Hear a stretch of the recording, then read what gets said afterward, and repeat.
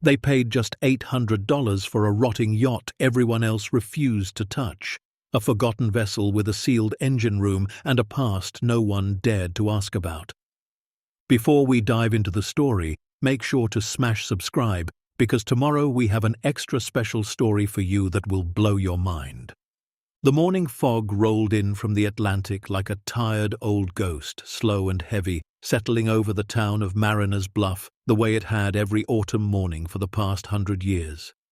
The fishing boats had already gone out, their diesel engines fading into the grey distance, leaving behind only the cry of gulls and the gentle slap of water against weathered pilings. Harold Peterson sat on the edge of his bed, staring at the heating bill in his trembling hands.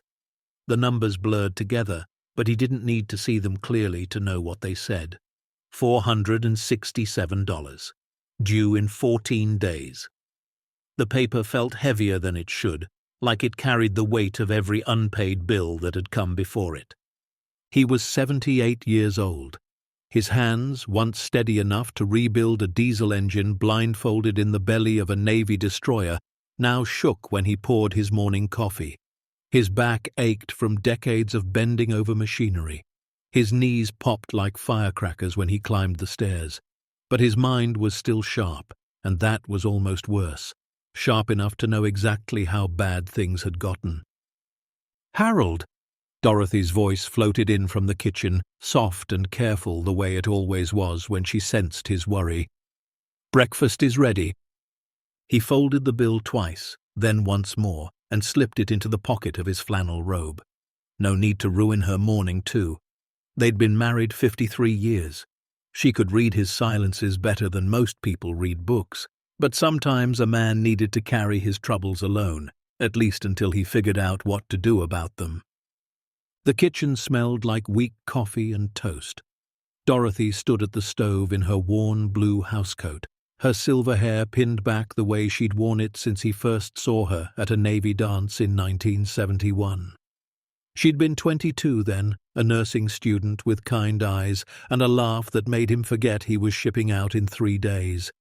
Now she was 76, and those same kind eyes still made him feel like the luckiest man alive, even when luck seemed to have forgotten their address entirely.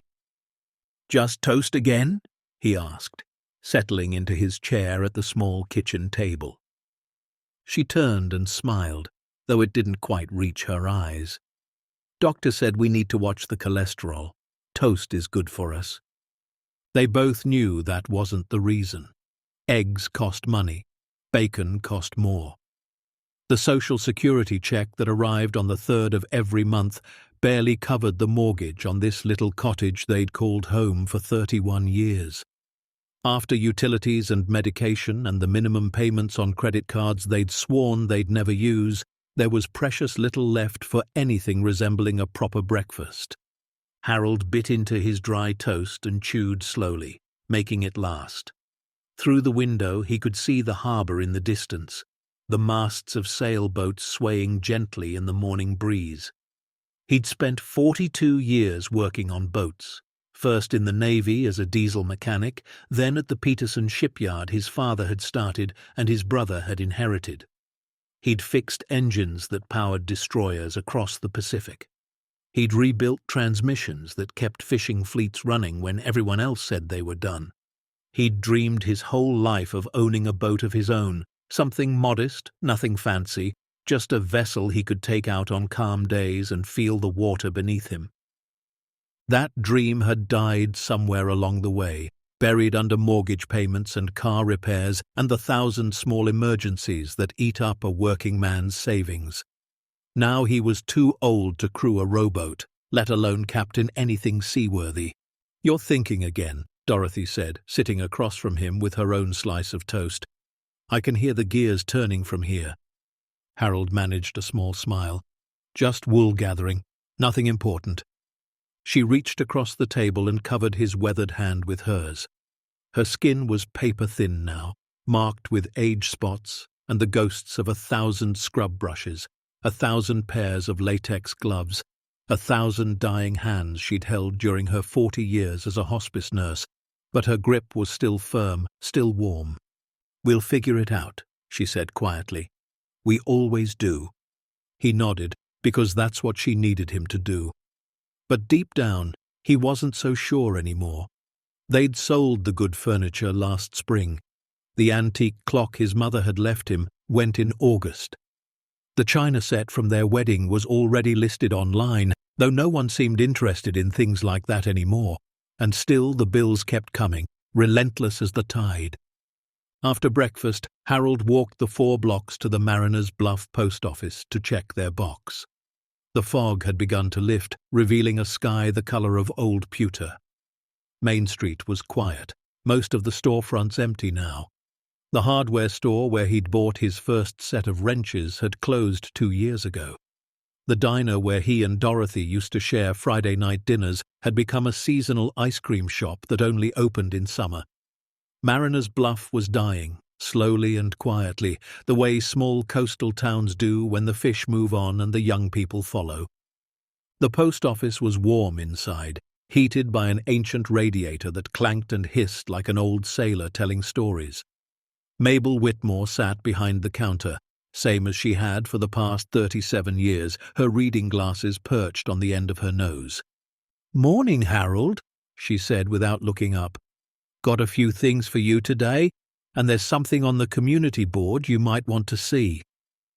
He collected the mail, 2 more bills, a catalogue for medical supplies neither of them needed, and a card from their church inviting them to a potluck they couldn't afford to bring a dish to, then wandered over to the corkboard near the door.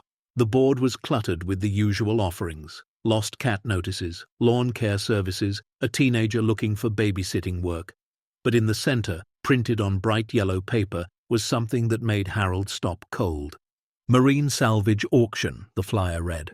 "Abandoned vessels sold as is for scrap or restoration. Saturday, October 14th. Mariners Bluff Municipal Harbor. Starting bids as low as 75 cents. Harold stared at the paper for a long time. His mind drifted back 40 years to a conversation he'd had with his brother Earl, God rest his soul, about the money that could be made stripping old boats. Copper wire, brass fittings, stainless steel hardware. A decent-sized vessel could yield thousands of dollars in salvageable materials if you knew what you were doing. And Harold knew what he was doing. That was the one thing age hadn't taken from him yet. He pulled out his phone, the simple flip model Dorothy had insisted he learn to use, and called home. "Dorothy," he said when she answered, "I think I found something."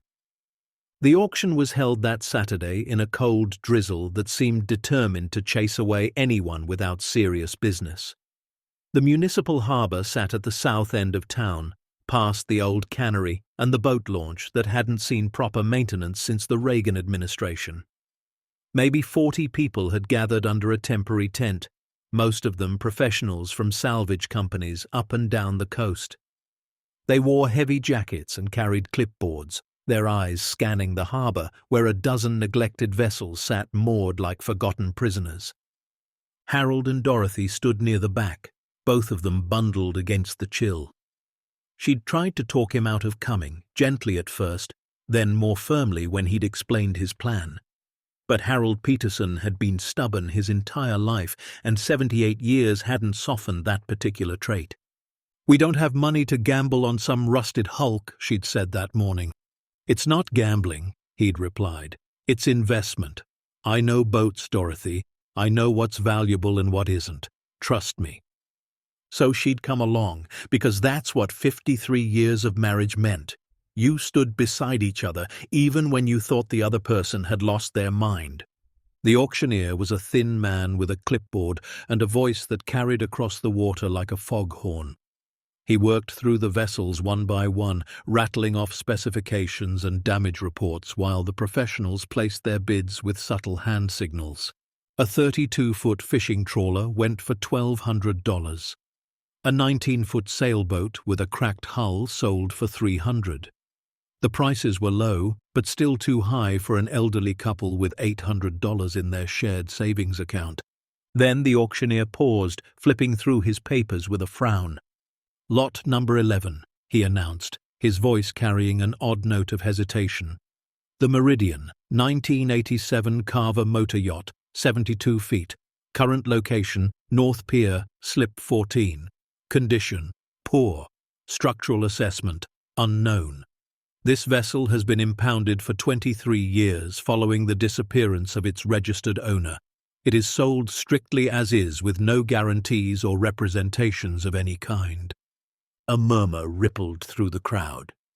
Harold felt Dorothy's hand tighten on his arm. The auctioneer continued. Due to the unusual circumstances surrounding this vessel, starting bid is set at 75 cents. For a long moment, no one moved. The salvage professionals exchanged glances, but their hands stayed at their sides. The drizzle intensified, pattering against the tent canvas like impatient fingers. Harold had seen the Meridian that morning, before the auction began. She sat alone at the far end of the North Pier, her white hull stained with years of neglect, her deck covered in bird droppings and dead leaves. The windows were clouded, the brass fixtures green with oxidation. She looked like a ghost ship, something from a sailor's nightmare rather than a municipal auction. But Harold had also seen something else. Beneath the grime and the weathering, the bones of the vessel were solid. The hull showed no major cracks. The superstructure hadn't collapsed despite 2 decades of exposure. Whoever had built this yacht had built her to last. 75 cents, the auctioneer repeated. Do I have 75 cents? Still nothing. The crowd seemed almost afraid to acknowledge the vessel existed. It's cursed, someone muttered behind Harold. Everybody knows it. That's why no one's touched her in 23 years. The owner vanished, another voice added. Walked onto that boat one night and was never seen again. Coast Guard searched for weeks, not a trace. Harold felt his heart beating faster. Cursed or not, a 72-foot yacht with solid bones could yield $20,000 in salvageable materials. Maybe more. Enough to pay off the heating bill, the credit cards, the back taxes on the cottage. Enough to give them breathing room for the first time in years. He raised his hand before he could talk himself out of it. 75 cents. The auctioneer looked relieved. 75 cents from the gentleman in the back. Do I hear $1? Silence. $1. Anyone? The salvage professionals stared straight ahead, their clipboards lowered. Whatever stories surrounded the Meridian, they were enough to keep even the professionals away. Going once at 75 cents? Harold's palms were sweating despite the cold. Beside him, Dorothy stood rigid, her jaw set in that way that meant she was biting back words. Going twice? Someone coughed. The rain continued to fall. Sold to the gentleman in the blue jacket for 75 cents. Harold let out a breath he hadn't realized he'd been holding. But before he could move, a voice called out from the side of the tent. Wait, I'll bid $1. Harold turned. A man in an expensive overcoat stood at the edge of the crowd, his face half hidden by the shadow of a dark umbrella. He was younger than Harold, maybe 50, with silver-streaked hair and the bearing of someone who expected to be obeyed. The auctioneer hesitated. Sir, the gavel has fallen. $200, the man said, stepping forward. Call it a late bid. The crowd shifted uncomfortably. The auctioneer looked from the stranger to Harold and back again, clearly uncertain how to proceed. Sir, auction rules clearly state $500. Harold felt his stomach drop. He had $800 in savings, barely enough to outbid this stranger if he decided to go higher, and something in the man's eyes suggested he would go as high as necessary. Mr. Peterson, the auctioneer said, turning to Harold, you are the winning bidder, but if you'd prefer to accept a higher offer— No. The word came out stronger than Harold expected. He didn't know why this stranger wanted the Meridian so badly, but that desperation made him want her more. I bid $600. The stranger smiled, thin and cold. $700. Dorothy gripped his arm hard enough to hurt. Harold, she whispered, that's almost everything we have. He knew. God, he knew. But there was something wrong here, something that went beyond a simple auction for a neglected boat. This man wanted the Meridian to stay hidden, wanted her secrets, whatever they were, to remain buried. Harold straightened his spine, feeling the familiar ache in his lower back, and spoke clearly. $800. The crowd held its breath. The stranger's smile faltered just for a moment. His eyes narrowed, calculating something Harold couldn't read. Then, slowly, he lowered his umbrella and shrugged. "Fine," he said, his voice carrying easily across the silent crowd. "Enjoy your purchase, Mr. Peterson. I hope you know what you're getting into." He turned and walked away, disappearing into the drizzle like a shadow returning to darkness. The auctioneer cleared his throat awkwardly. "Sold to Mr. Peterson for $800. Please see the registration table to complete your purchase." Dorothy didn't speak to him for the entire walk to the registration table. She didn't speak while he signed the paperwork, or when he wrote out the check that represented every penny of their emergency savings. It wasn't until they were standing alone on the dock, staring at the Meridian in all her decrepit glory, that she finally broke her silence. $800, Harold, that was everything. He nodded, not trusting himself to speak. "If this doesn't work, if there's nothing valuable on that boat, we'll lose the cottage. You understand that, don't you?" He nodded again. She was quiet for a long moment, the rain dripping from the hood of her jacket. Then she sighed, the deep sigh of a woman who had long ago accepted that loving Harold Peterson meant accepting his stubbornness too. "Well," she said finally, "I suppose we'd better go see what we bought." The Meridian was worse up close. The teak decking had warped and splintered in places. The chrome railings were pitted with rust. Somewhere below, Harold could hear the rhythmic drip of water finding its way through seams that had lost their seal years ago. But there was beauty here, too, hidden beneath the neglect. The craftsmanship of the hull was evident in every curve. The layout of the deck showed thoughtful design, and the sheer size of the vessel, 72 feet from bow to stern, meant there would be thousands of feet of copper wiring, hundreds of pounds of brass and stainless steel. They made their way carefully across the deck, testing each step before committing their weight. Harold found the companionway leading below and descended first, his flashlight cutting through the darkness like a blade. The main salon had once been beautiful. Teak paneling lined the walls, now water-stained and warped. Leather furniture sat rotting in the gloom. Photographs hung crooked on the walls. Images of tropical beaches, smiling faces, a life that had ended abruptly 23 years ago. "It's like a time capsule," Dorothy whispered, coming up behind him. "Like whoever lived here just stopped." Harold nodded grimly. He moved through the salon into the galley, then down a narrow corridor toward what should have been the engine room. But when he reached the door that led to the mechanical heart of the vessel, he stopped cold. The door was gone. In its place was a wall of solid steel welded directly to the bulkhead frame. The welds were precise, professional, the kind of work that spoke of serious equipment and serious intent. This wasn't a repair. This wasn't a patch job. Someone had deliberately and permanently sealed the engine room from the rest of the ship. "Harold?" Dorothy's voice came from behind him, worried. "What is it?" He ran his hand along the cold metal, feeling the smooth uniformity of the welds. In 42 years of working on boats, he had never seen anything like this. You didn't seal an engine room. You needed access for maintenance, for repairs, for emergencies. Sealing it off made no sense at all, unless you were hiding something inside. "Dorothy," he said slowly, "go back up to the deck." "Why? What's wrong?" "Just go up, please. I need to look at something." She hesitated, then turned and made her way back through the darkened corridor. Harold waited until he heard her footsteps on the deck above before kneeling down to examine the base of the steel plate.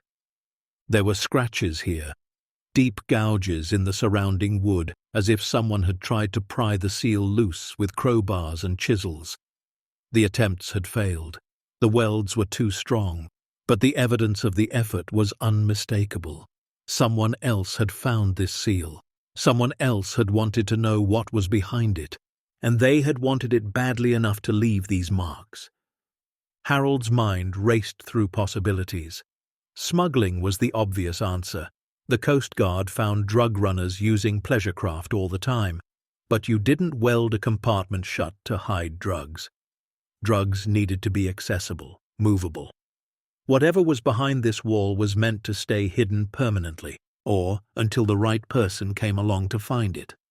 He made his way back up to the deck, where Dorothy stood at the rail, watching the grey harbour. The rain had stopped, leaving the air clean and sharp with salt. "Well?" she asked, without turning around. "The engine room is sealed," Harold said carefully. "Not rusted shut, welded. Someone deliberately blocked it off with steel plates." Dorothy turned to face him, her expression unreadable. "And you think there's something inside?" It wasn't a question. "I don't know," he admitted, "but I intend to find out." The next morning, Harold called Jimmy Reeves, an old Navy buddy who ran a welding shop 3 towns over.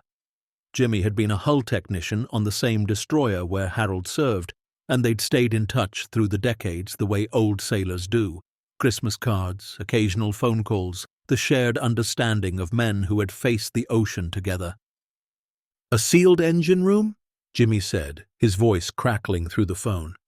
"That's a new one. You sure it's not just rusted solid?" "Positive," Harold replied. "Clean welds, professional grade.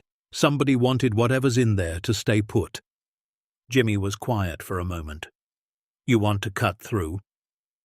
"Can you do it?" "Brother, I can cut through anything. Question is, do you want to know what's on the other side? Sometimes sealed doors stay sealed for a reason." Harold looked out the kitchen window at the grey morning sky. Dorothy sat at the table behind him, pretending to read a magazine, her ears clearly tuned to every word. "I need to know," Harold said finally. "Can you come by tomorrow? I'll be there at 7. Bring coffee." That night, neither of them slept well. Dorothy tossed and turned until midnight, then got up to make tea. Harold joined her at the kitchen table, both of them wrapped in worn bathrobes, the only sound the ticking of the clock that had somehow escaped being sold. "What do you think is in there?" she asked quietly.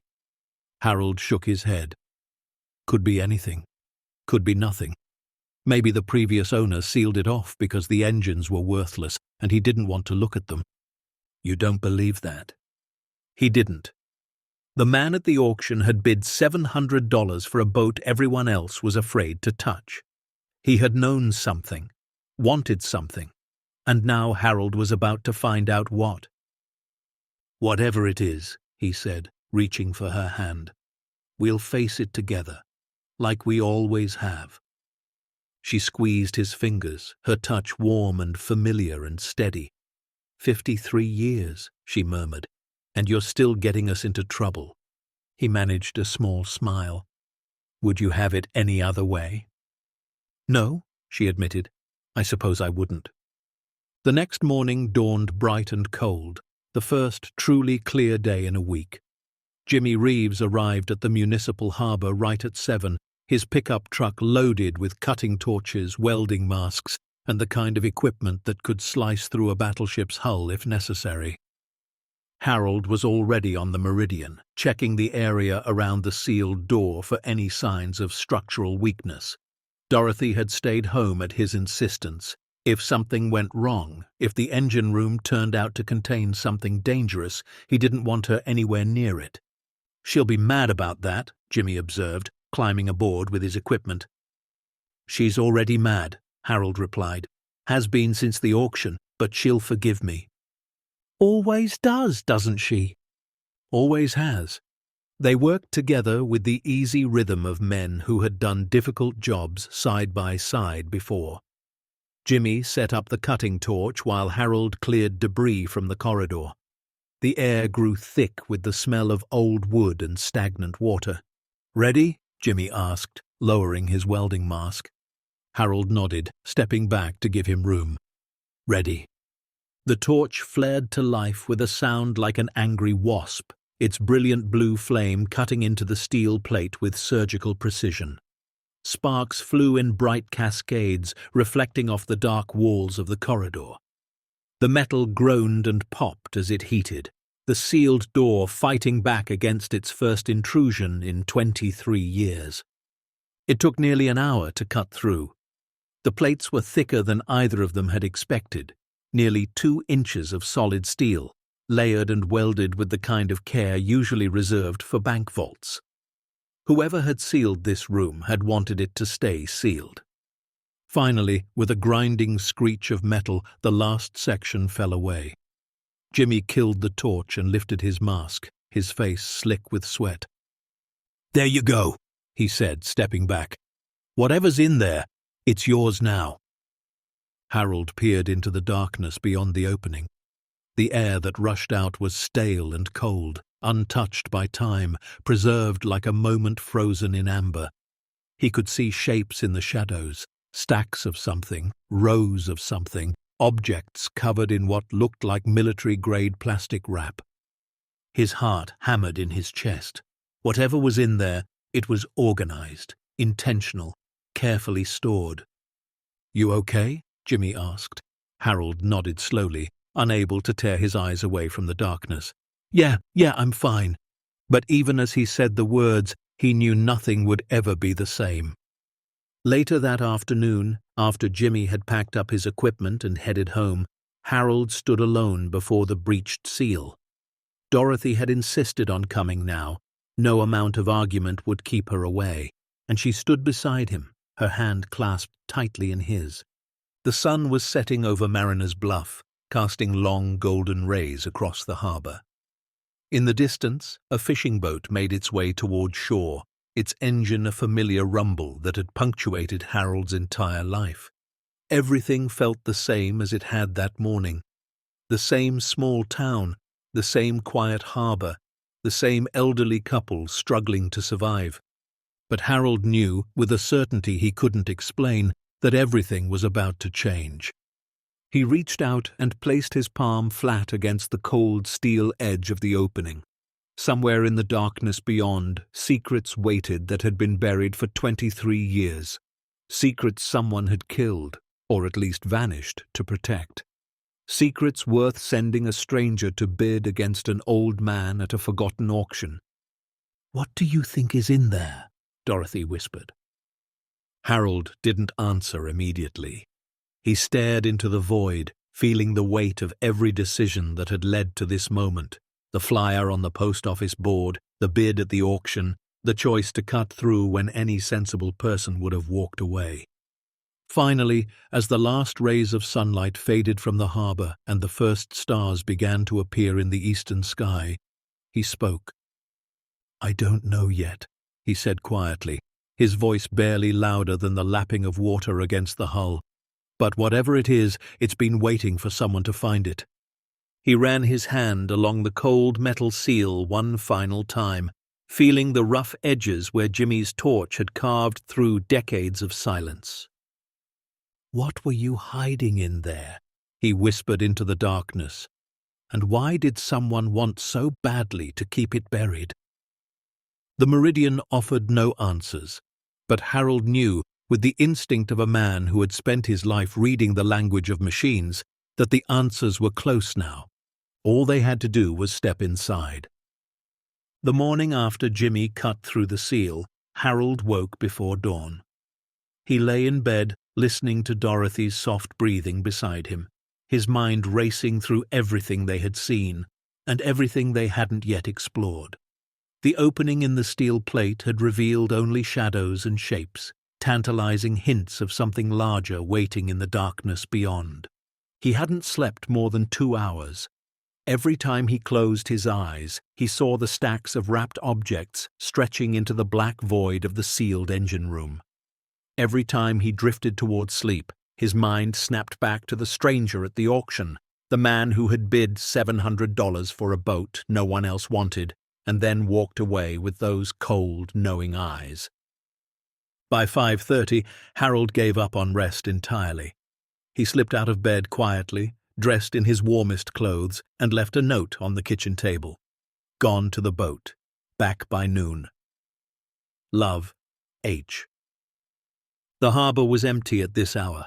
The fishing fleet already miles offshore, chasing whatever schools had moved into the area overnight. Harold walked the length of the North Pier alone, his footsteps echoing on the weathered planks, his breath forming small clouds in the cold October air. The Meridian sat waiting for him, her white hull ghostly in the pre-dawn light. She looked different now, somehow, less like a derelict and more like a guardian, a vessel that had kept her secrets for 23 years and was finally ready to share them. Harold climbed aboard carefully, testing each step on the warped deck. He made his way below, through the water-stained salon and down the narrow corridor to where the steel seal had been breached. The opening gaped like a wound in the dim light, the edges still rough from Jimmy's cutting torch. He clicked on his flashlight and stepped through. The first thing he noticed was the temperature. The air inside the sealed compartment was noticeably colder than the rest of the yacht, dry and still, like the atmosphere inside a museum archive. The second thing he noticed was the smell, or rather the absence of smell. No mold, no rot, no decay. Whatever system had been installed here had kept the space perfectly preserved for over 2 decades. Harold swept his flashlight across the room and felt his breath catch in his throat. The engine room had been completely transformed. Where the twin diesel engines should have been, there was now a sophisticated climate control system, industrial dehumidifiers, temperature regulators, and what looked like backup battery units, all connected in a complex web of wiring and tubing. And surrounding this equipment, stacked from floor to ceiling along every available inch of wall space, were cases. Dozens of them, maybe hundreds. They were uniform in size, roughly 3 feet long and 2 feet wide, made of some kind of heavy-duty polymer that Harold didn't recognize. Each one was wrapped in military-grade plastic sheeting, the kind designed to protect sensitive equipment during transport through hostile environments. And each one bore a small brass plate with a number stamped into it. Case 001, Case 002, Case 003. The numbers continued into the shadows, far beyond what his flashlight could reach. Harold stood frozen in the doorway, his mind struggling to process what he was seeing. This wasn't a smuggling operation. Smugglers didn't install climate control systems. Smugglers didn't number their cargo with brass plates. This was something else entirely, something organized, methodical, planned with the kind of precision that spoke of resources far beyond anything a simple criminal enterprise could muster. He moved deeper into the room, his flashlight beam dancing across the stacked cases. Some were larger than others. Some bore additional markings, letters and symbols that looked almost like code.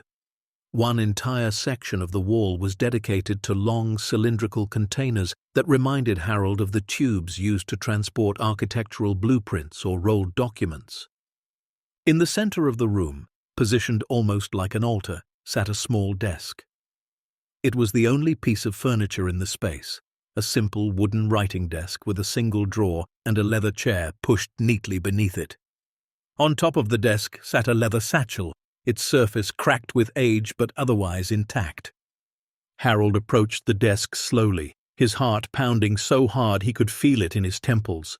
Something told him that whatever answers he was seeking, they started here. He pulled out the leather chair and sat down, the old wood creaking under his weight. Then, with trembling hands, he reached for the satchel and opened it.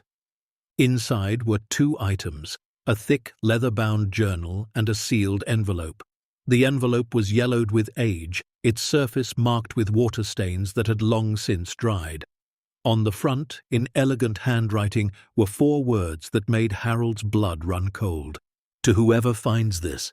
He set the journal aside and carefully broke the seal on the envelope. Inside was a letter, handwritten on heavy cream-colored paper, the ink faded but still legible. Harold began to read. My name is Marcus Thorne. If you are reading this letter, then I am either dead or I have been forced to disappear. Either way, the collection you have discovered now belongs to you, along with the burden of deciding what to do with it. I spent 27 years of my life working in art recovery.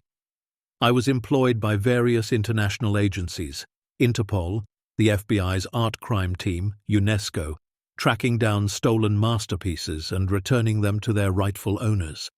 I was good at my job, perhaps too good. In 1991, I was assigned to a task force investigating the theft of cultural artifacts from Eastern European museums following the collapse of the Soviet Union. What I found went far beyond simple theft. I discovered a network of corruption that reached into the highest levels of the very agencies I worked for. My superiors were not recovering stolen art. They were hoarding it. They had created a shadow system, a private auction house that operated completely outside the law, where confiscated treasures were sold to the highest bidder. Collectors, criminals, governments, anyone with enough money could purchase artifacts that were supposed to be returned to museums and private owners. When I tried to report what I had found, I was warned to remain silent. When I refused, attempts were made on my life. I realized then that the only way to survive, and the only way to eventually expose the truth, was to gather evidence and disappear. The collection in this room represents 23 years of careful accumulation. Some items I recovered legitimately before being forced out of my position. Others I intercepted from the shadow auctions before they could be sold. Everything here is documented in the accompanying journal. Provenance, recovery date, original owner when known, and most importantly, the names of those who tried to sell it illegally. I sealed this room aboard the Meridian because I knew my enemies would never stop searching for the evidence I had gathered. I planned to surface when the time was right, when I had enough allies in place to ensure the truth would be heard. But if you are reading this, then that plan has failed. The collection is now yours. You may sell it, donate it, or destroy it. The choice is yours alone. But I would ask one thing of you. Do not let the truth die with me. The journal contains everything you need to expose the corruption I witnessed. Please, if you have any courage left in you, use it. The estimated value of the collection, as of my last assessment in 1999, was approximately $140 million. Given the passage of time and the appreciation of certain items, the current value is likely significantly higher. I hope you are someone worthy of this burden. I hope you are braver than I was. With faith in Providence. Marcus Thorne. Harold read the letter 3 times before he could move. His hands shook so badly that the paper rustled like leaves in a storm. $140 million in 1999. The number was almost impossible to comprehend, more money than everyone in Mariners Bluff combined would earn in their entire lifetimes, and the value had appreciated since then. Significantly higher, Marcus had written. Harold set down the letter and picked up the journal. It was thick, nearly 500 pages, filled with dense handwriting and what looked like detailed inventories. He flipped to a random page and found himself staring at a description of a painting by someone named Caravaggio, apparently stolen from a church in Rome in 1984 and recovered by Marcus in 1992. He flipped to another page. A collection of Roman coins dating to the reign of Emperor Hadrian. Another page. Bearer bonds worth $12 million, seized from a corrupt banker in Zurich. Another, a diamond necklace that had once belonged to a Russian Grand Duchess, missing since 1918. The journal went on and on, page after page of impossible treasures, each one documented with the precision of a man who knew his life might depend on the accuracy of his records. Harold closed the journal and sat in silence for a long time. The climate control system hummed quietly around him, doing its patient work of preservation. The cases sat stacked and waiting, holding secrets that had been locked away since before some of his neighbors were born. He thought about Dorothy, about the heating bills sitting unpaid on their kitchen counter, about the cottage they might lose, about the canned soup dinners and the furniture they had sold to make ends meet. He thought about the stranger at the auction, the man with cold eyes who had bid $700 for a boat and then walked away when he lost. That man had known. Somehow he had known what was hidden here. And if he had known, then others might know too. Harold stood up slowly, his joints protesting after sitting so long in the cold. He needed to see what was in those cases. He needed to know if Marcus Thorne's letter was truth or madness. He chose case number 1. The wrapping came away easily, the military-grade plastic still sealed despite the passage of years. Beneath it was a heavy polymer lid that clicked open to reveal a foam-lined interior, and nestled in that foam, gleaming softly in the beam of his flashlight, were gold bars. 8 of them, each one roughly the size of a brick, stamped with an insignia Harold didn't recognize. An eagle clutching something in its talons, surrounded by words in a language that might have been German or Russian. The gold caught the light and threw it back in warm waves, beautiful and terrifying in equal measure. Harold's hand trembled as he lifted one of the bars. It was heavier than he expected, solid and cold and undeniably real. He had held many valuable things in his life, precision instruments, rare engine parts, his grandmother's wedding ring, but nothing like this. Nothing that represented wealth beyond anything he could comprehend. He set the bar down carefully and moved to the next case. Case number 2. This one was larger, one of the cylindrical containers he had noticed earlier. Inside, wrapped in acid-free paper, were 3 rolled canvases.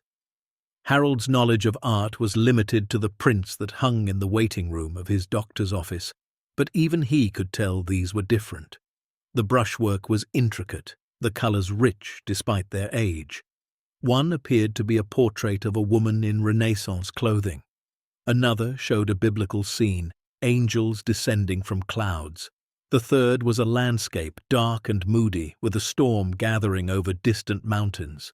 He didn't recognize the artists, but something told him that people who did would weep at the sight of these paintings hidden away in the belly of a forgotten yacht. Case number 3, case number 4, case number 5. Each one revealed new wonders. Bearer bonds in denominations Harold had never seen. Velvet bags filled with gemstones that sparkled like frozen fire. Ancient coins in protective sleeves, their surfaces worn smooth by centuries of handling. A collection of miniature portraits, each one painted with impossible detail on pieces of ivory no larger than a playing card. Harold lost track of time. He moved through the room like a man in a dream, opening case after case, discovering treasure after treasure. The estimated value climbed in his mind. 200 million, 250 million, higher still. He was still standing among the opened cases when he heard footsteps on the deck above. His heart seized. He clicked off his flashlight and pressed himself against the wall, listening. The footsteps were light but deliberate, moving from bow to stern with the confidence of someone who knew where they were going. Then a voice called out, familiar and irritated. "Harold Peterson, I know you're down there. You'd better have a good explanation for leaving me alone all morning." Harold let out a breath he hadn't realized he'd been holding. "Dorothy, down here." Her footsteps descended through the yacht, growing louder as she approached. When she appeared in the doorway of the sealed room, her flashlight sweeping across the scene, she stopped dead. "Oh my God," she whispered. "Yeah," Harold said quietly. "That about sums it up." They spent the next 2 hours together in that cold, impossible room. Harold showed her the letter, the journal, the cases he had opened. Dorothy read Marcus Thorne's words 3 times, just as Harold had, her face growing paler with each reading.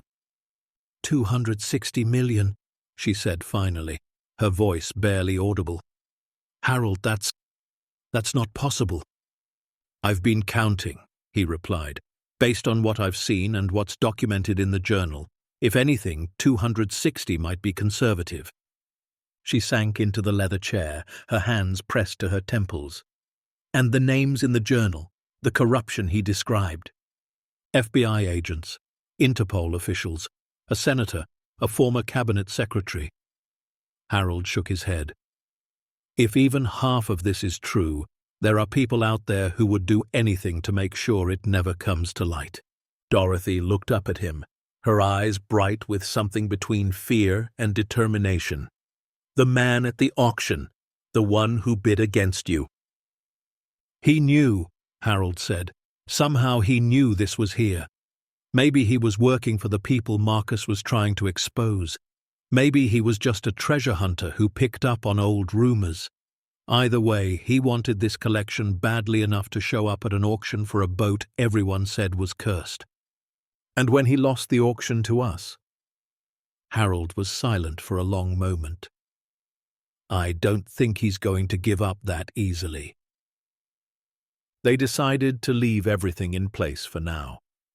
Harold carefully rewrapped the cases he had opened, making sure the room looked undisturbed.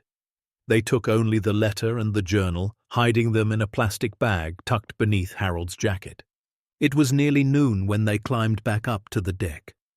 The sun had burned away the morning mist, leaving the harbor bright and sparkling under a clear blue sky. Fishing boats were beginning to return, their crews waving at one another as they motored toward the docks. Everything looked normal, peaceful, safe. But as Harold helped Dorothy down to the pier, a voice called out behind them, "Mr. Peterson? Mrs. Peterson?" They turned.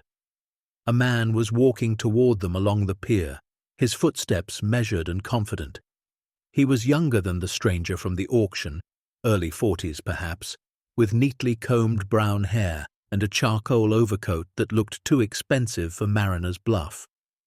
He carried a leather briefcase in one hand and wore a smile that didn't quite reach his eyes.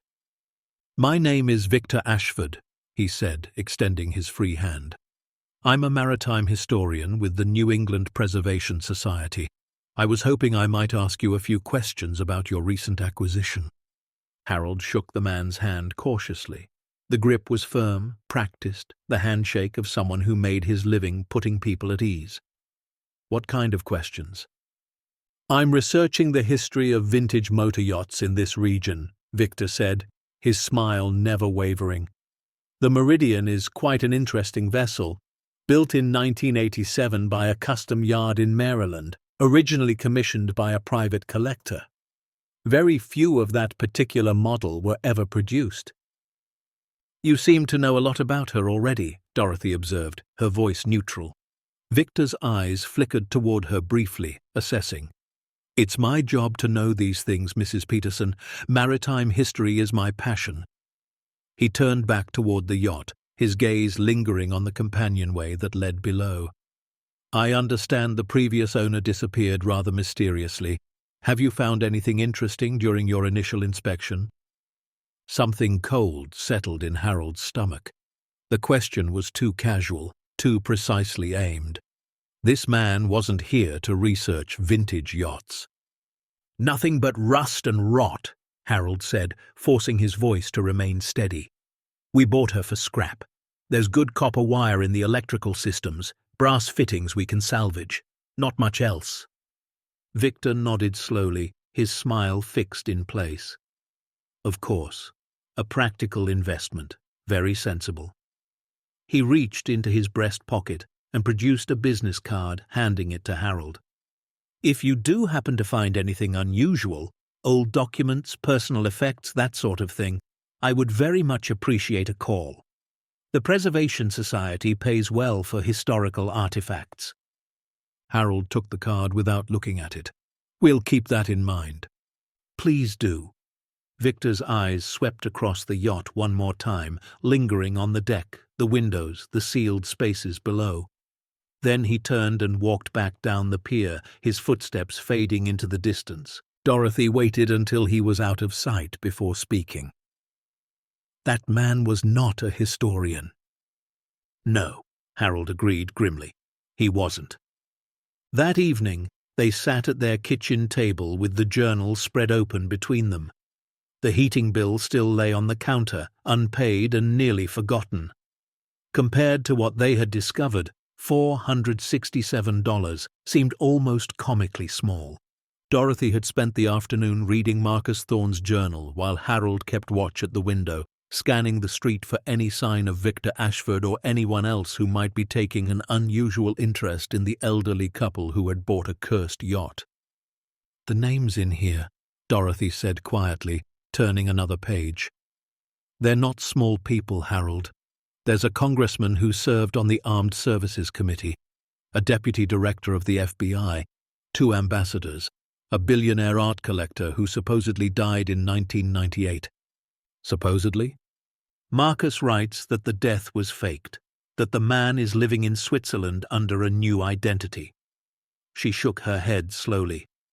"If this is real, if even a fraction of this is true, we're sitting on a bomb that could destroy dozens of careers, maybe more." Harold stared out the window at the darkening street. A car he didn't recognize, a black sedan with tinted windows, was parked at the corner, its engine running. As he watched, the headlights flicked off. "We're also sitting on enough money to solve every problem we've ever had," he said quietly. "Enough to pay off the house, to help Michael and his family, to live comfortably for whatever time we have left." Dorothy was quiet for a moment. "Michael," she repeated softly. Their son. They hadn't spoken to him in almost 3 years, not since the argument at Thanksgiving that had spiraled out of control. He lived in Connecticut now with his wife and 2 children, grandchildren Harold and Dorothy had seen only in photographs. "If we sell even a fraction of what's on that boat," Harold continued, "we could make things right. We could call him, explain that we have something to give him, something that could change his life." "And the evidence?" Dorothy asked. "The journal? The names of people who stole from museums and collectors? What do we do about that?" Harold turned from the window. The black sedan was still there, still watching. "I don't know," he admitted. "Marcus wanted the truth to come out. He spent 23 years hiding in the shadows, waiting for the right moment to expose what he'd found. And in the end, he never got that chance." Dorothy closed the journal gently. "So now it's our choice." "Now it's our choice." They sat in silence as the evening deepened around them. Somewhere outside, a dog barked. The refrigerator hummed its familiar tune. Everything was ordinary, mundane, exactly as it had been every evening for the past 31 years. Except that nothing was ordinary anymore. Around 8 o'clock, Harold walked to the front door to take out the garbage. As he stepped onto the porch, he froze. The door was unlocked. He knew with absolute certainty that he had locked it when they returned from the marina. It was habit, ingrained over decades of living in a neighborhood that had grown rougher as the town declined. Lock the door, check the windows, secure the home. But now the deadbolt was open, turned to the unlocked position as clearly as if someone had reached in and done it themselves. Harold set down the garbage bag and stepped back inside, closing the door quietly behind him. His heart was racing. His hands trembled slightly as he walked through the small cottage, checking each room, each closet, each possible hiding place. Nothing was disturbed, nothing was missing, but the locked door had become unlocked, and there was no explanation that didn't chill him to the bone. "Dorothy," he called softly. "We have a problem." She appeared from the kitchen, dish towel in hand. "What is it?" "Someone was in the house while we were gone this afternoon. The front door was unlocked."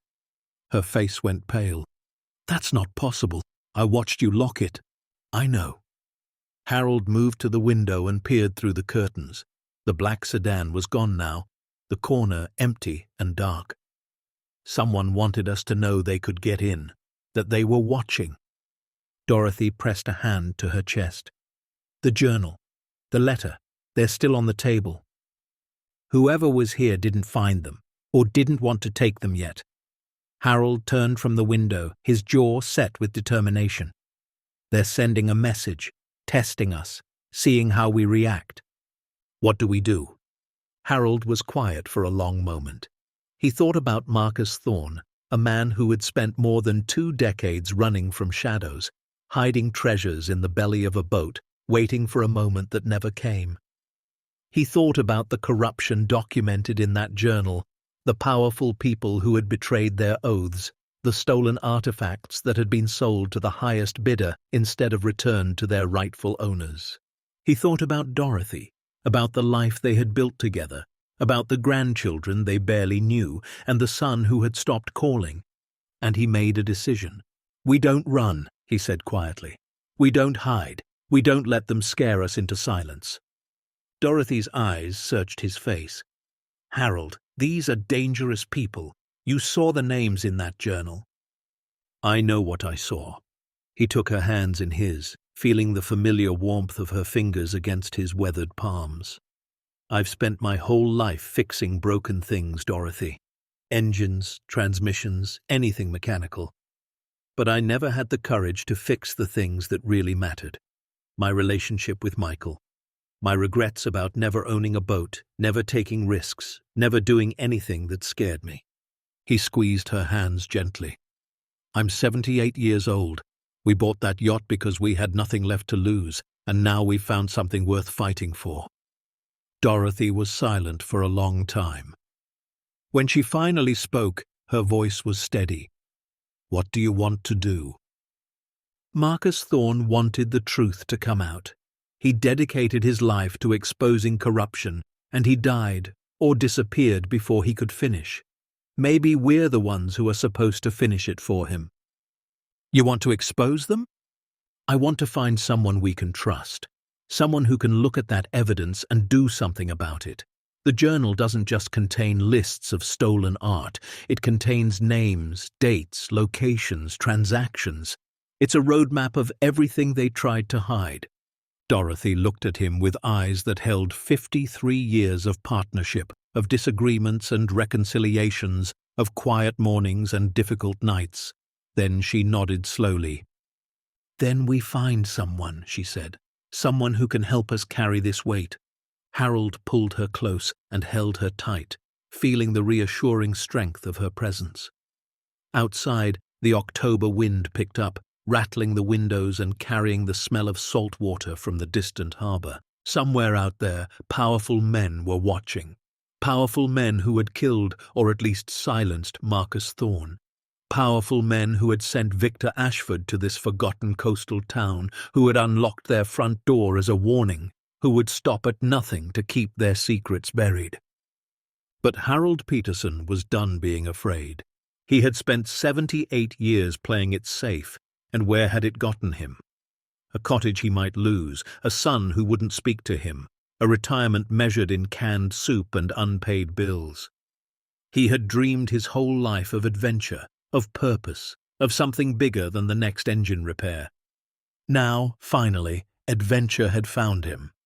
The question was whether he would be brave enough to see it through. What happens next will put everything they've built in danger, reveal enemies hiding in plain sight, and prove that sometimes the greatest treasures aren't the ones you find. They're the ones worth protecting. Stay tuned to see what happens next. If you're enjoying the story, please like, share, and subscribe for more. That night, Harold didn't sleep. He sat in his armchair by the window, the journal open on his lap, a flashlight in his hand so he wouldn't have to turn on the lights.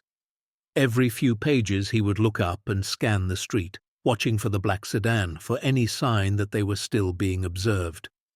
Dorothy brought him coffee around midnight, then sat with him in the darkness, neither of them speaking. Some things didn't require words. After 53 years, they had learned to communicate in silences, in touches, in the simple presence of another person who understood. Around 2 a.m, Harold found what he was looking for. Buried deep in the journal, between an inventory of Byzantine coins and a detailed description of a Rembrandt sketch, Marcus Thorne had written a name. Not a criminal, not a corrupt official, but someone he described as the last honest person I know in this entire miserable system. Judge Catherine Wells. Federal Appeals Court. Retired 1997. Summers in coastal Maine.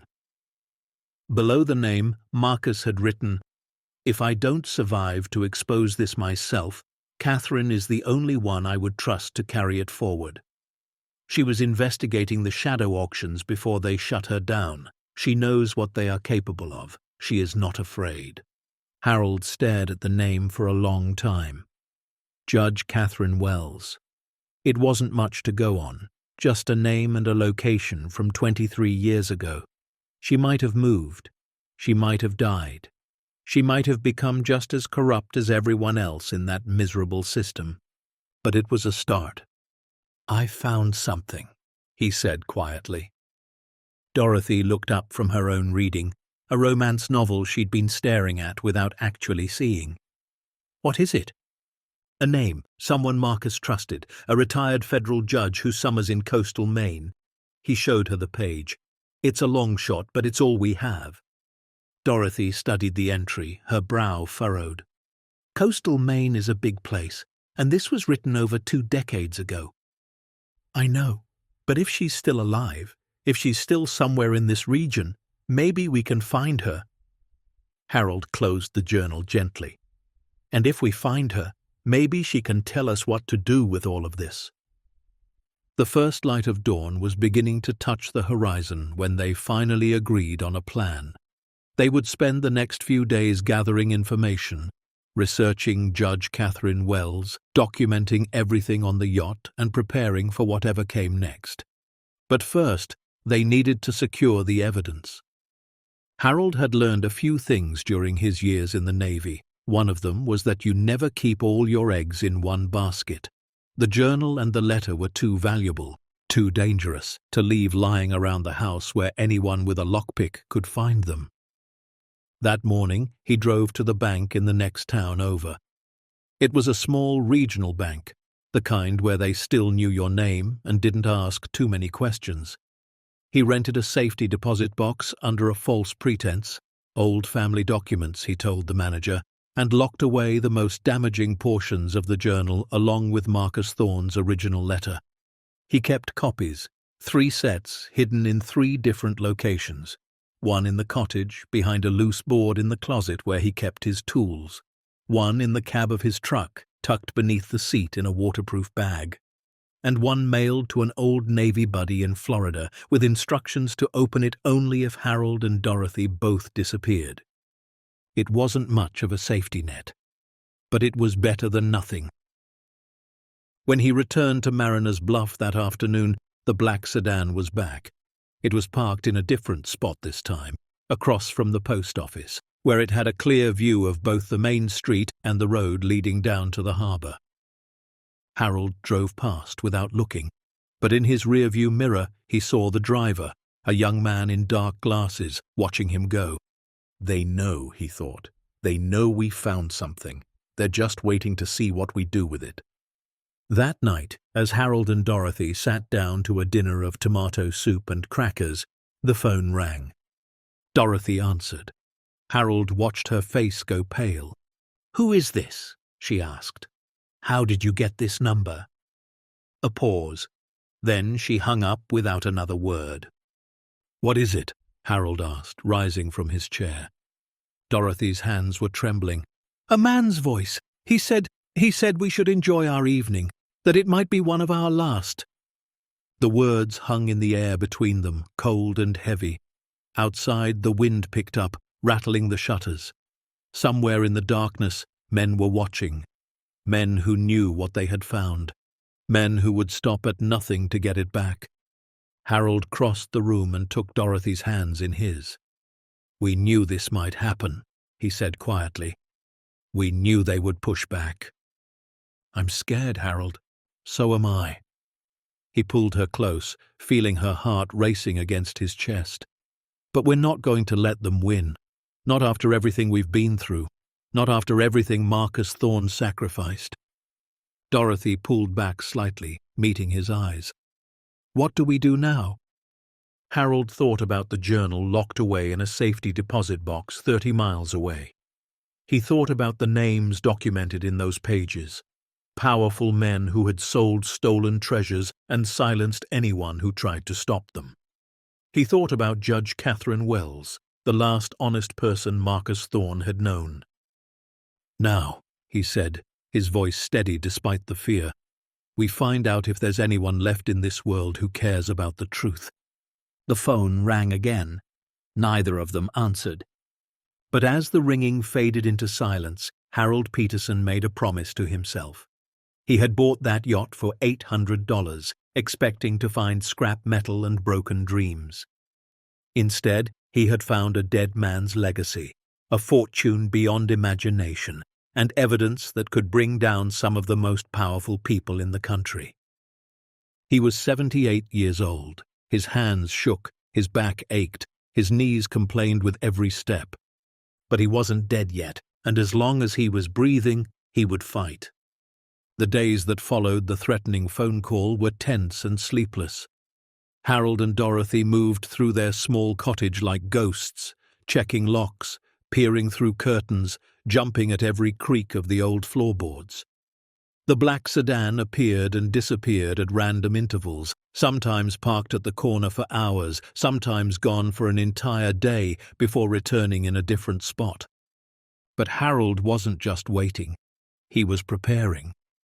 42 years in the Navy and the shipyards had taught him that the best defense was never passive. You didn't just sit and hope the enemy would go away. You fortified your position, gathered intelligence, and made yourself a harder target than they expected.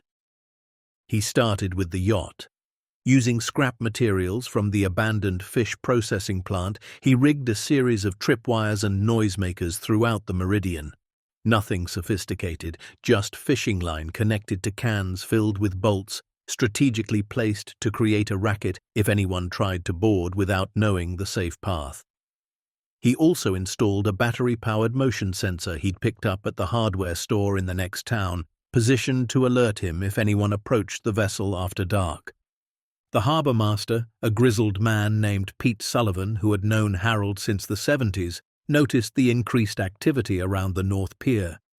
"You expecting trouble?" Pete asked one morning, watching Harold string wire across the companionway.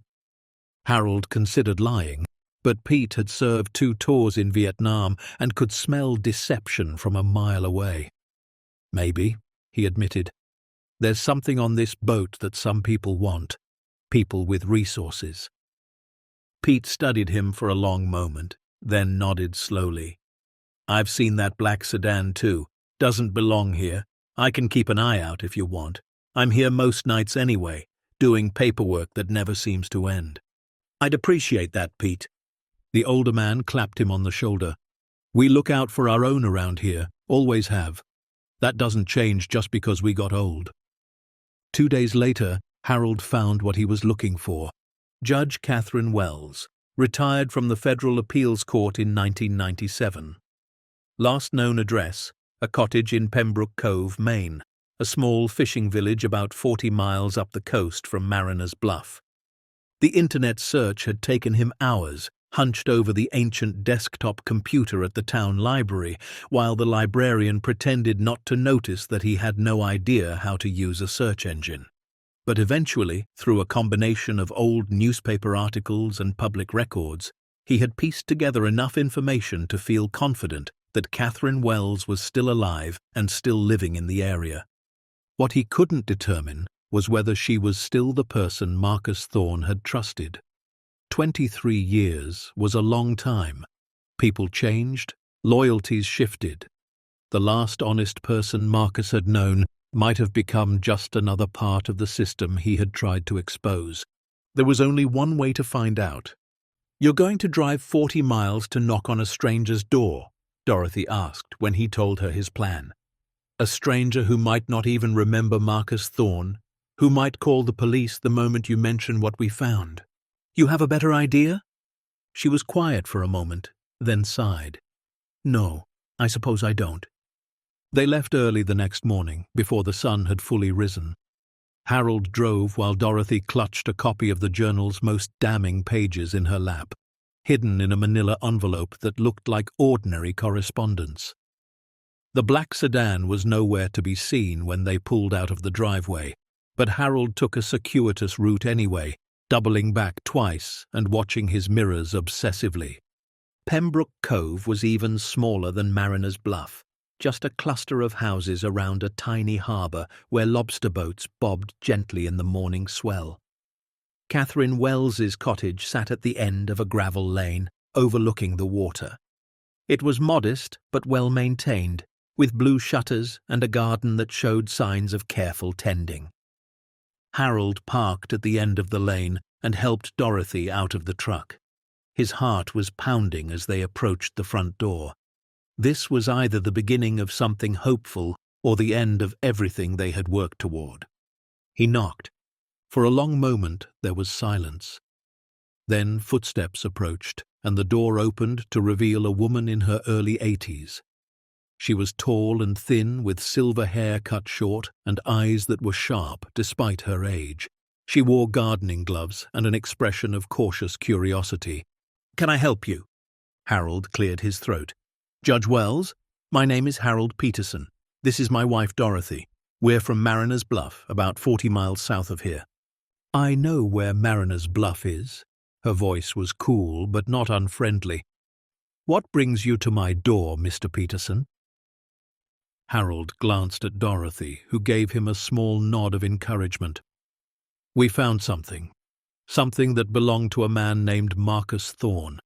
He left instructions that if anything happened to him, you were the only person he would trust to see it." Catherine Wells's expression didn't change, but something flickered in her eyes.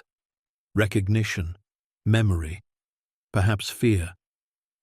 "Marcus Thorne," she repeated slowly. "I haven't heard that name in over 20 years. "We found his yacht," Harold said. "The Meridian. It was being auctioned for scrap. We bought it for $800, and we found what he hid in the engine room." Catherine stared at them for a long moment. Then she stepped back and opened the door wider. "You'd better come inside." The cottage was warm and cluttered with books, the kind of organized chaos that spoke of a brilliant mind with too many interests. Catherine led them to a small sitting room overlooking the harbour and gestured for them to sit. "Tea?" she offered. "No, thank you," Harold said. "We don't want to take up too much of your time." Catherine sat across from them in an old armchair, her hands folded in her lap. "Tell me everything, from the beginning." So Harold did. He told her about the auction, about the strange man who had bid against him, about cutting through the welded seal and discovering the climate-controlled vault filled with treasures. He told her about Marcus's letter, about the journal documenting decades of corruption, about Victor Ashford and the threatening phone calls, and the black sedan that seemed to follow them everywhere. When he finished, Dorothy handed Catherine the manila envelope containing the copied pages. The former judge read them in silence, her expression growing grimmer with each page she turned. Finally, she set the papers down and looked at them with eyes that held something Harold hadn't expected: sorrow. "I knew Marcus," she said quietly. "We worked together in the late 80s when I was still on the bench, and he was one of the best art recovery specialists in the world. He came to me in 1991 with evidence of corruption in the very agencies he worked for. He believed that Interpol, the FBI's art crime team, even UNESCO, that all of them had been infiltrated by people who were using their positions to profit from the very crimes they were supposed to prevent." She paused, staring out the window at the grey October sky. "I tried to help him. I opened an investigation, but within weeks I was removed from the case, pressured into early retirement, warned that if I continued to pursue the matter, my family would suffer." "You gave up?" Dorothy asked gently. Catherine's jaw tightened. "I made a choice. I had grandchildren, a daughter with health problems. I told myself that someone else would pick up the fight, that the truth would come out eventually without my help." She shook her head slowly. "I've regretted that choice every day since." "Marcus didn't give up," Harold said. "He spent the next 23 years gathering evidence. He sealed it aboard that yacht, waiting for the right moment to release it. And then he disappeared." "Yes." Catherine was quiet for a long time. When she finally spoke, her voice was heavy with grief. "They killed him. I don't know how or when, but I know in my heart that they silenced him permanently. Marcus was too stubborn to simply vanish, too committed to the truth. She picked up the copied pages again, flipping to a section that listed names and dates. Do you know who some of these people are? This man here, she pointed to a name. He's currently a sitting senator, and this one, former deputy director of the FBI, still has connections throughout the intelligence community. Harold nodded grimly. We know. That's why we came to you. You understand what this means? Catherine's eyes were intense now, burning with something that might have been anger or determination. If you expose this evidence, you will be going up against some of the most powerful people in the country. People who have already demonstrated their willingness to kill to protect their secrets. We understand, Dorothy said quietly. But we're too old to be afraid of powerful men, Judge Wells. I spent 40 years holding the hands of dying people. I've looked death in the face more times than I can count. And if there's one thing I learned, it's that the only thing worse than dying is living without purpose. Catherine studied her for a long moment, then smiled faintly. You remind me of myself 30 years ago, before I let them scare me into silence. She stood and walked to a bookshelf, pulling out an old address book that looked like it hadn't been touched in years. I know someone, a federal prosecutor in Boston. His name is James Delacroix. He's clean. I'm as certain of that as I can be of anything. I worked with his father decades ago, and James has spent his entire career going after institutional corruption. She wrote a name and phone number on a slip of paper and handed it to Harold. Call him, tell him I sent you, show him the evidence. If anyone can navigate the political minefield this will create, it's James. Harold took the paper carefully. Thank you, Judge Wells. You don't know how much this means. I know exactly how much it means. Her voice was soft but firm. I failed Marcus once. I won't fail him again. The drive back to Mariner's Bluff felt different. Something had shifted. Hope, perhaps, or at least the beginning of a plan. They had a name now, a contact, someone who might be able to take the weight of this discovery off their shoulders and turn it into something that could actually change the world. But when they pulled into the driveway of their cottage, that hope turned to ice in Harold's chest. The front door was open. Not just unlocked, open, swinging gently in the afternoon breeze. Stay in the truck, Harold said, his voice low. The hell I will. Dorothy was already opening her door. That's our home. They approached together, moving slowly up the front walk. The cottage looked undisturbed from the outside. No broken windows, no signs of forced entry. But the door was definitely open, and Harold knew with absolute certainty that they had locked it when they left that morning. He pushed the door wider and stepped inside. The living room had been tossed, cushions pulled from the sofa, books swept from shelves. The cabinet where Dorothy kept her mother's china stood open, its contents shattered on the floor. Someone had searched the cottage with methodical thoroughness, caring nothing for the damage they left behind. The hiding spot, Dorothy whispered. They rushed to the closet where Harold had concealed one set of copies behind a loose board. But when he pried the board away, the waterproof bag was still there, undisturbed. Whoever had searched the house either hadn't found it or hadn't been looking for it. Then Harold saw the envelope on the kitchen table. It was plain white, unmarked, with no stamp or return address. Inside was a single sheet of paper with a typewritten message. We know you visited the judge today. We know you are trying to expose what you found. This is your final warning. Return the journal and the contents of the yacht to their rightful owners, or your son Michael and his family will face consequences. You have 48 hours. Dorothy's hand flew to her mouth. Michael! Oh God! Harold! They're bluffing! But even as he said it, Harold wasn't sure. These people had killed Marcus Thorne. They had spent 23 years hunting for the evidence he had hidden. What was one more family to them? He picked up the phone and dialed a number he hadn't called in 3 years. His hands were shaking so badly he could barely press the buttons. The phone rang 4 times before a familiar voice answered. "Hello?" "Michael!" Harold's voice cracked on his son's name. "It's your father." A long pause. "Dad, what's wrong? You sound—" "I need you to listen to me, son. I know we haven't talked in a long time. I know there are things between us that haven't been resolved. But right now, none of that matters. You and your family might be in danger." "What are you talking about? What kind of danger?" Harold closed his eyes and told him. Not everything. There wasn't time for everything, but enough. The yacht, the discovery, the threats, the people who were watching them, who had somehow learned about Michael and were using him as leverage. When he finished, there was silence on the other end of the line. "Dad," Michael finally said, his voice strange. "Are you serious? This sounds like something out of a movie." "I wish it was, son. I wish to God it was." Another pause. Then, "I'm coming home." Harold felt tears prick at his eyes. "Michael, you don't have to." "I'm coming home, Dad, tomorrow.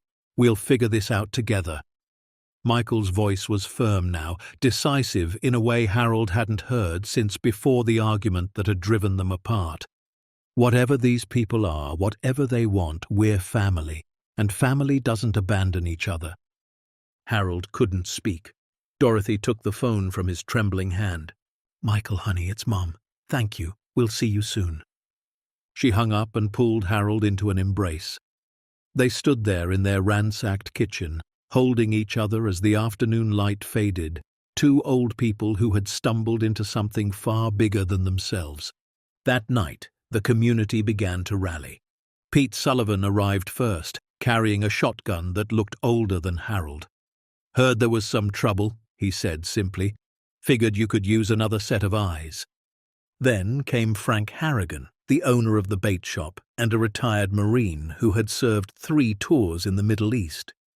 He brought 2 of his buddies with him, all of them carrying expressions that suggested they were looking forward to some excitement. By midnight, there were 8 people gathered in Harold and Dorothy's living room, drinking coffee and keeping watch through the windows.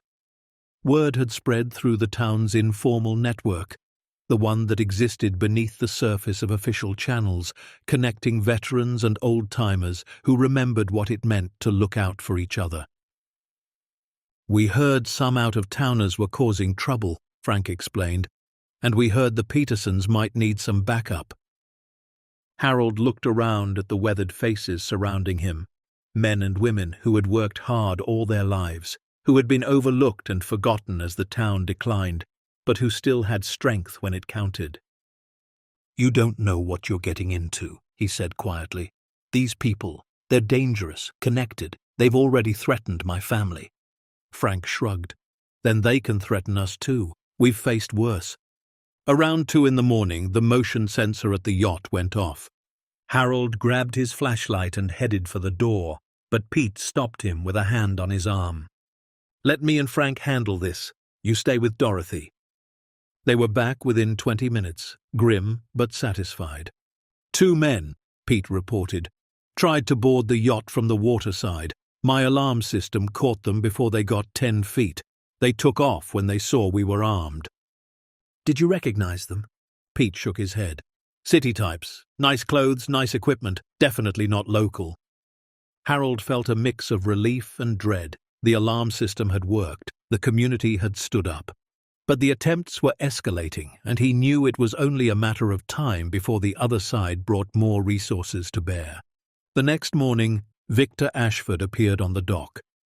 He was alone this time, standing at the end of the pier with his hands in the pockets of his expensive overcoat, watching as Harold approached the Meridian for his morning inspection.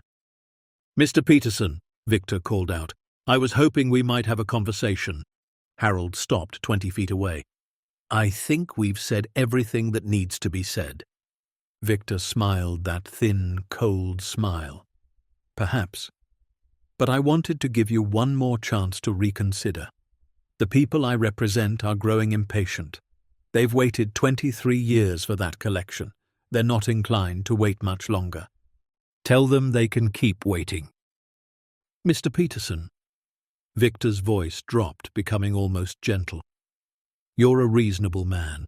You must understand the position you're in. You're 78 years old. Your wife is 76. You live in a small town with limited resources.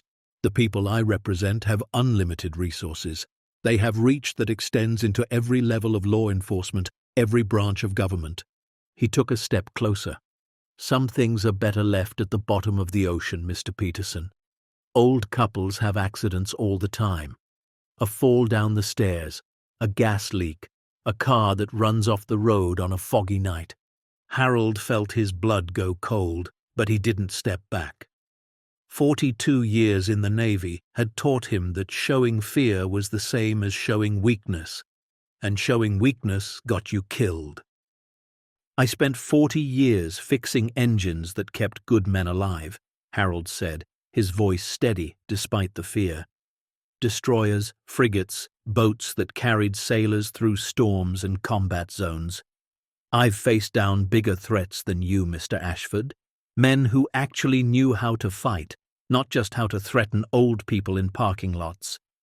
Victor's smile faltered. You go back and tell your people something, Harold continued, stepping forward now, closing the distance between them. Tell them that I'm not afraid. Tell them that the evidence is already in the hands of people who know what to do with it. Tell them that every day they wait, more copies spread to more people. And tell them that if anything happens to me, to my wife, to my son or his family, there are documents ready to be released that will burn their entire operation to the ground. Victor stared at him for a long moment. Then he turned and walked away without another word. Harold watched him go, his heart pounding, his hands trembling. But he didn't let it show, not anymore. The standoff with Victor Ashford had left Harold shaken but resolute. That evening, as the sun dipped below the horizon and painted the harbour in shades of orange and purple, he stood on the deck of the Meridian, surrounded by the makeshift army of veterans and neighbours who had come to his defence. Pete Sullivan was the first to speak. That fancy city boy looked like he swallowed a lemon when you stood up to him. Thought he was going to wet his expensive pants. A few tired chuckles rippled through the group, but Harold couldn't bring himself to smile. Victor's threats hadn't been empty. Somewhere out there, powerful men were making decisions about his family's future, and all the bravado in the world couldn't change the fact that he was an old man with limited options. They'll be back, he said quietly. That wasn't the end. It was just the opening move. Frank Harrigan nodded grimly. Then we'll be ready. I've already made some calls. Got buddies who can be here by morning if we need them. Harold looked around at the weathered faces surrounding him. Men and women who had spent their lives working with their hands, who understood what it meant to fight for something bigger than themselves. For the first time since this nightmare began, he felt something like hope. Thank you, he said, his voice rough with emotion. All of you. I don't know how to repay. You don't repay family, Pete interrupted firmly. And that's what we are around here, whether we share blood or not. The night passed without incident, but none of them slept. They took shifts watching the harbour, the road, the cottage where Dorothy sat vigil by the phone, waiting for news from Michael. He arrived just after dawn. Harold saw the rental car pull into the driveway and felt his heart clench. 3 years. 3 years since he had seen his son in person, and now Michael was walking toward him with the same determined stride he'd had as a boy, the same stubborn set to his jaw that Dorothy always said came from Harold's side of the family. They met halfway up the walk. For a long moment, neither of them spoke. Then Michael reached out and pulled his father into a fierce embrace. "I'm sorry, Dad," Michael whispered, "for everything, for the things I said, for staying away so long." Harold held his son tight, feeling the years of silence melt away. "I'm sorry too, son. I should have called, should have tried harder." "None of that matters now."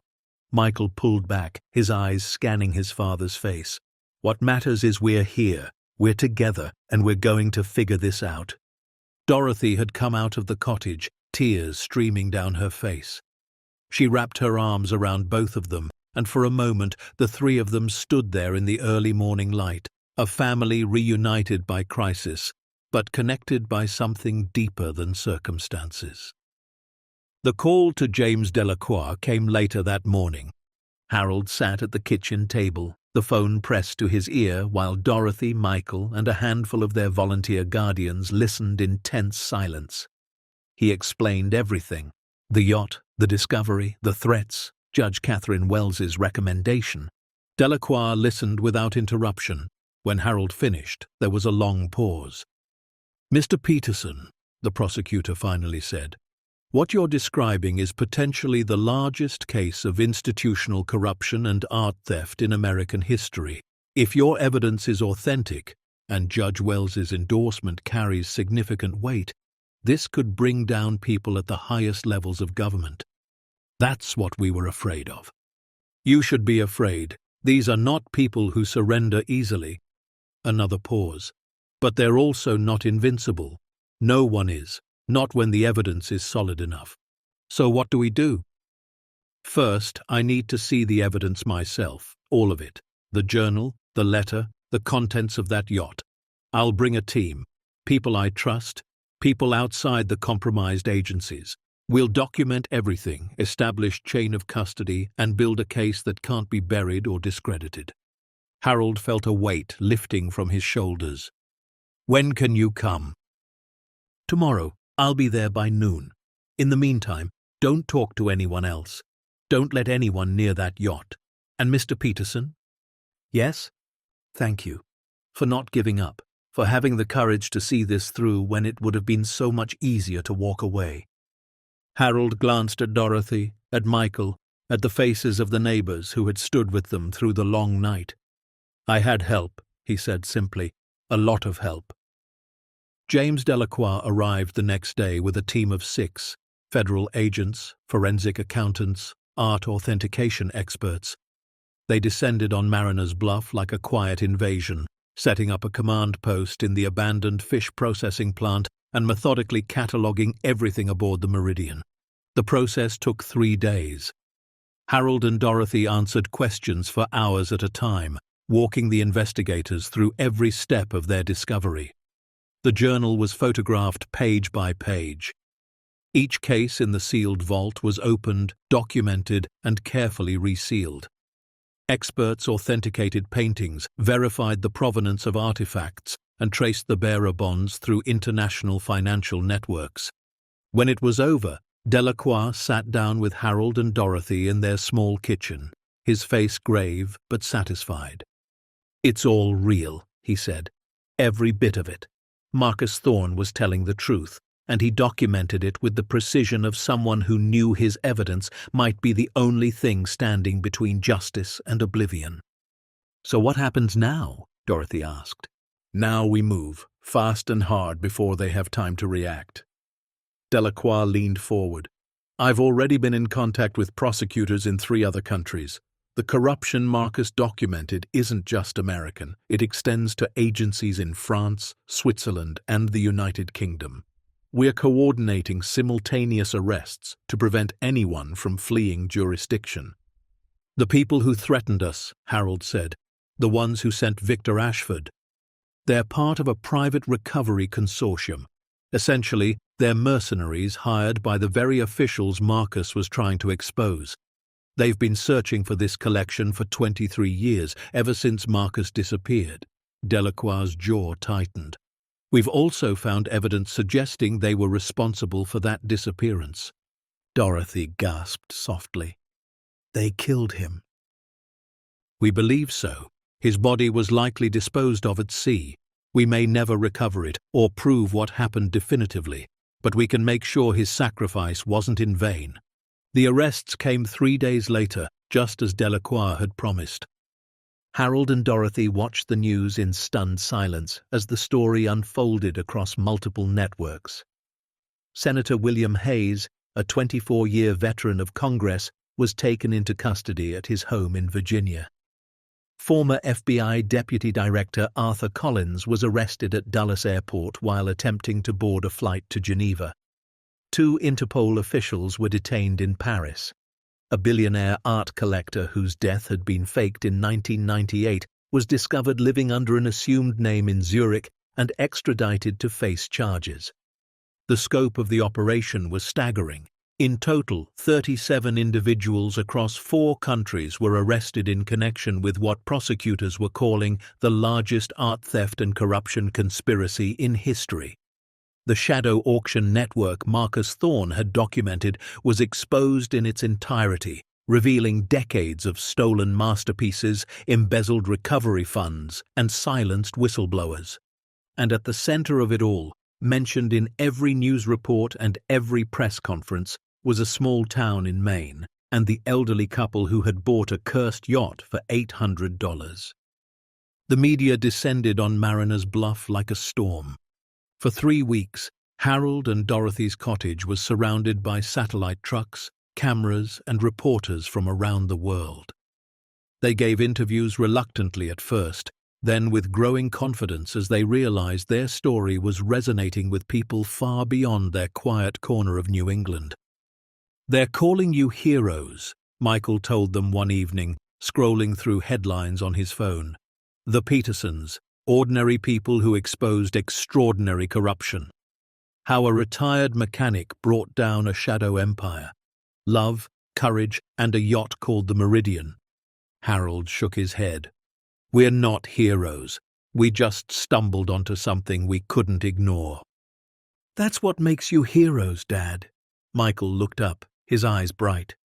"Most people would have walked away, taken the money, and disappeared. You didn't." Dorothy reached for Harold's hand. "We couldn't. Not after reading Marcus's letter, not after understanding what he sacrificed." The legal proceedings took months.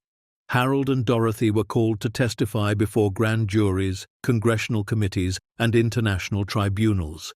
They traveled to Washington, to New York, to Paris, and London, telling their story again and again to rooms full of lawyers and officials who struggled to believe that 2 retirees from a dying coastal town had accomplished what entire law enforcement agencies had failed to do for decades. Through it all, they held on to each other. 53 years of marriage had prepared them for difficulties, but nothing quite like this. The scrutiny, the pressure, the constant presence of security details assigned to protect them from potential retaliation. But there were moments of grace, too. Families who had been robbed of their cultural heritage sent letters of gratitude. Museums that recovered long-lost masterpieces invited them to special viewings. Survivors of the corruption, people who had tried to speak out and been silenced, reached out to thank them for finishing what they had started. And then there was the money. Under federal asset recovery laws, Harold and Dorothy were entitled to a finder's fee based on the value of the collection they had discovered.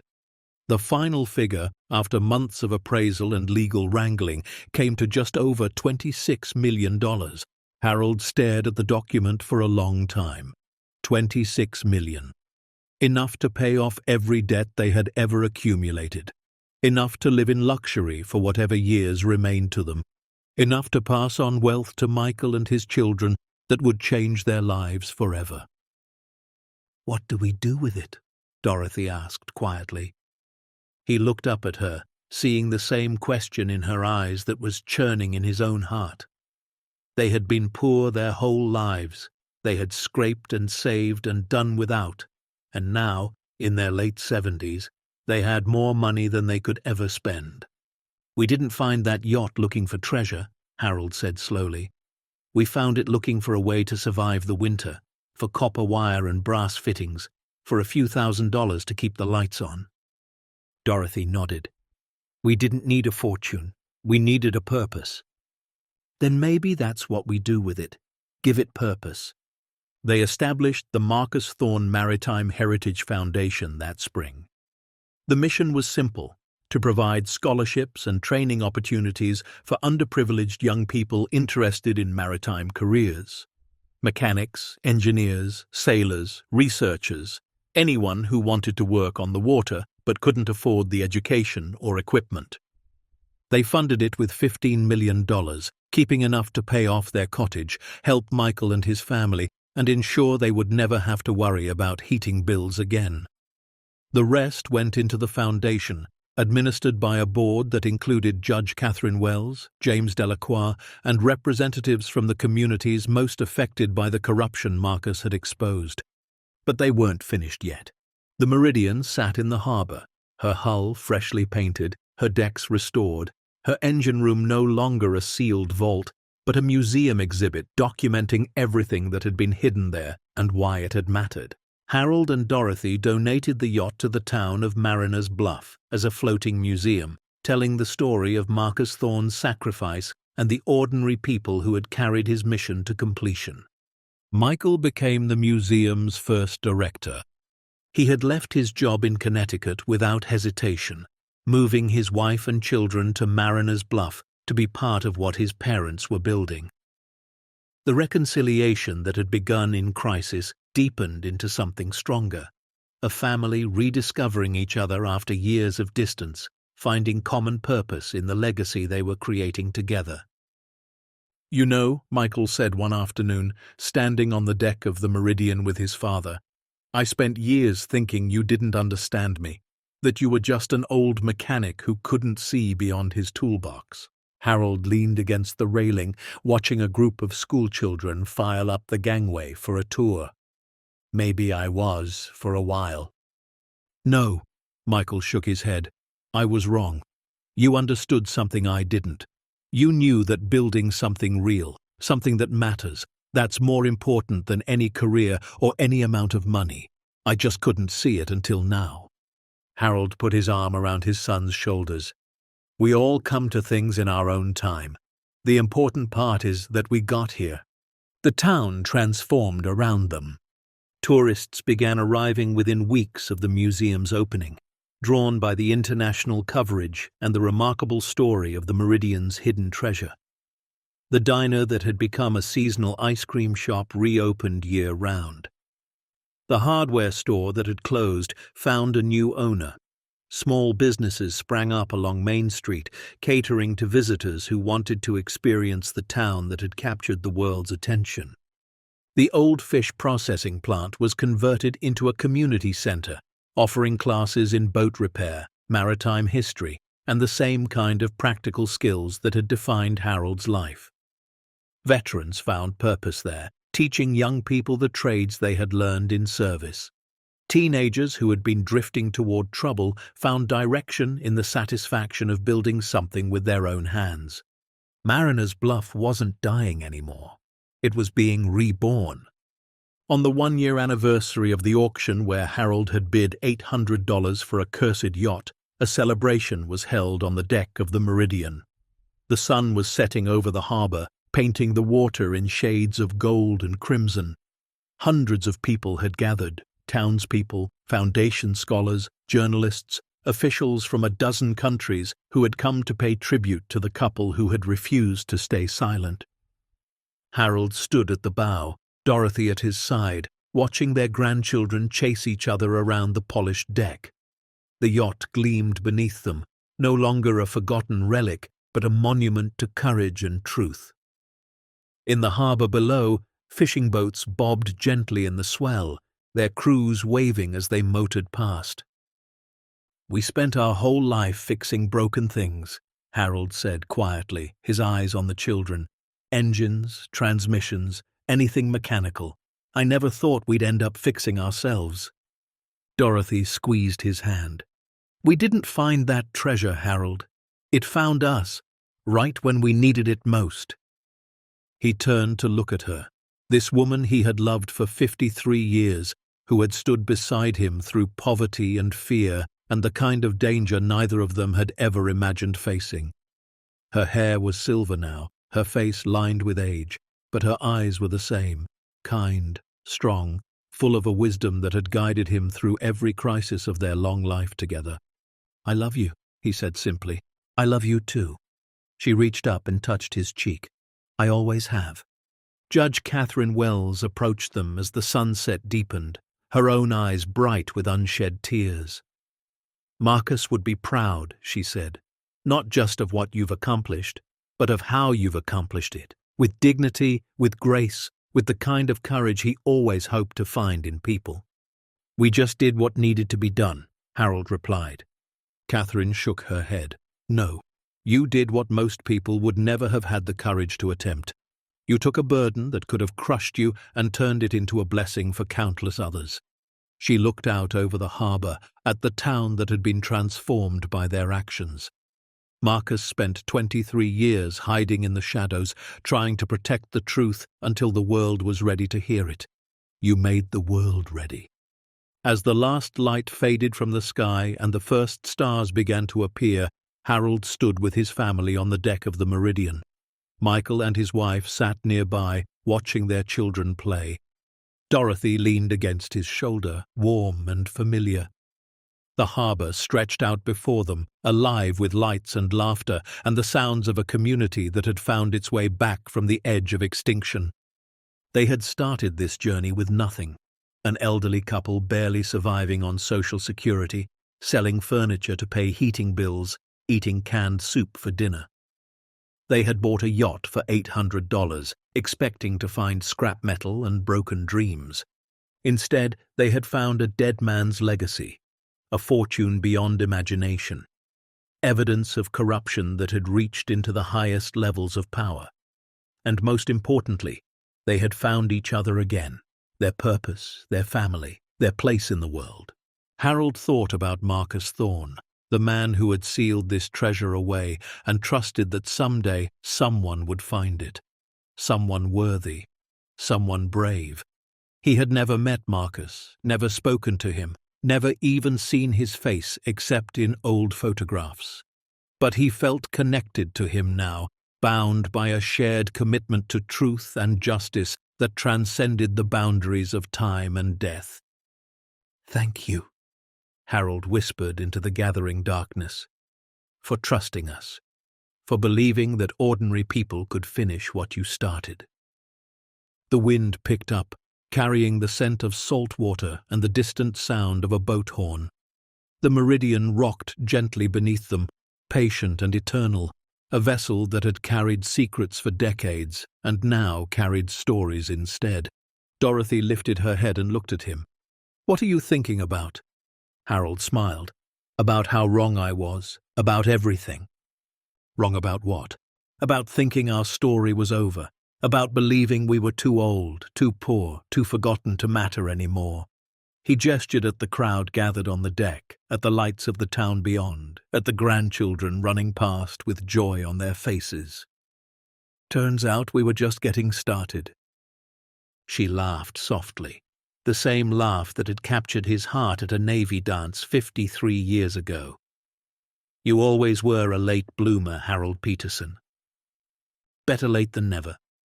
They stood together in the starlight, two old people who had stumbled into something extraordinary and found the courage to see it through. The treasure they had discovered was worth hundreds of millions of dollars, but the real wealth, the wealth that couldn't be counted or measured, was all around them.